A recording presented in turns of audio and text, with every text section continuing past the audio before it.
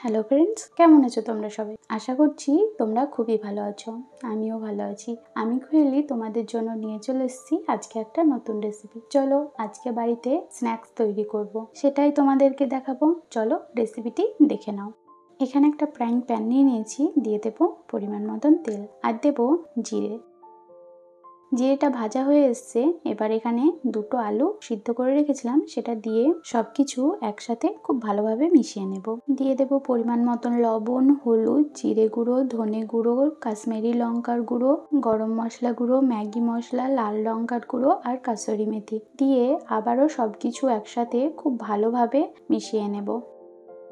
এখানে সবকিছু একসাথে খুব ভালোভাবে মিশিয়ে নিয়েছি।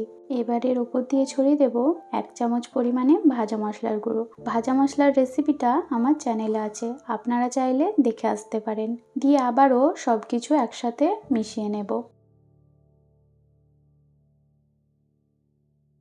আলুর পুরটা একেবারেই রেডি হয়ে গেছে। এখানে আমি দুটো ডিম নিয়েছি।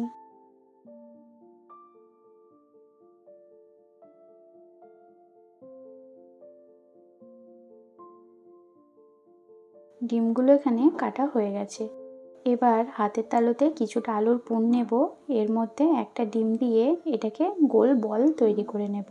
এখানে একটা রেডি হয়ে গেছে, এরকম ভাবে কিছু তৈরি করে নেব।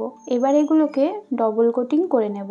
এখানে আমি ব্রেড ক্রাম্বস নিয়েছি আর নিয়েছি কর্নফ্লাওয়ার গোলা। এগুলোকে একটু চেপে চেপে ভালোভাবে কোটিং করতে হবে, না হলে এগুলোকে যখন ভাজা হবে তখন এটা ফেটে যাবে। এখানে একটা কথা বলে রাখি, আপনি যদি ইউটিউব থেকে আমার চ্যানেলটি দেখে থাকেন তাহলে প্লিজ চ্যানেলটিকে সাবস্ক্রাইব করে দেবেন আর পাশে থাকা বেল আইকনটি অবশ্যই ক্লিক করে দেবেন আমার পরবর্তী ভিডিওর নোটিফিকেশন সবার আগে পাওয়ার জন্য। আর ফেসবুক থেকে দেখে থাকলে পেজটিকে অবশ্যই ফলো করে দেবেন।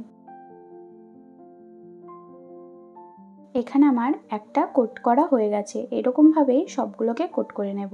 এবার এগুলোকে তেলে ভেজে নেব।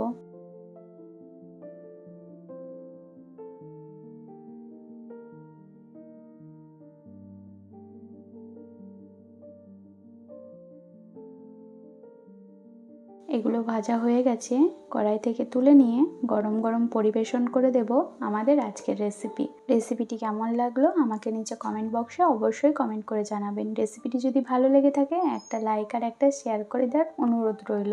বাড়িতে অতি অবশ্যই একবার ট্রাই করে দেখবেন, আশা করছি আপনাদের খুবই ভালো লাগবে। এখানে আমি একটা ফাটিয়ে দেখিয়ে দিচ্ছি এগুলো কতটা ক্রিস্পি হয়েছে। ধন্যবাদ শেষ পর্যন্ত আমার সাথে থাকার জন্য। ফিরে আসছি আর একটা নতুন রেসিপির সাথে। ততক্ষণ সুস্থ থাকবেন, ভালো থাকবেন, নিজের খেয়াল রাখবেন। এখন আসি, টাটা।